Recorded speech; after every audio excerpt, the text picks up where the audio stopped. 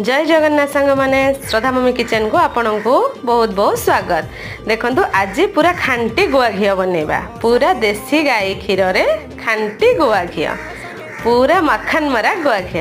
देखंतु आग फ्रिज रे रखी देइथिली स्टोर करिकि बहुत दिन हे गलानी माने मिनिमम 20 दिन रो क्षीर तापरे ताको एबे ग्राइंडिंग कर देली। ग्राइंडिंग करला परे से पूरा बाहरी गला माखनटा पूरा रेडी हो जाए। देखो पूरा गोल बांधी जाऊँगी बांधी गला ताकू एबे बाहर करदेली किसी समय फ्रिज रे ताकू डीप फ्रिज रे मारदेली।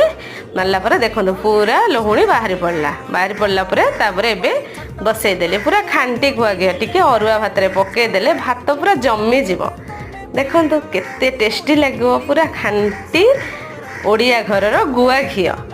जदि आपण को मो चैनल भल लगुच लाइक शेयर सब्सक्राइब करने को बिल्कुल भी भूलिए। देखो पूरा रेडी हो गला गुआ घी।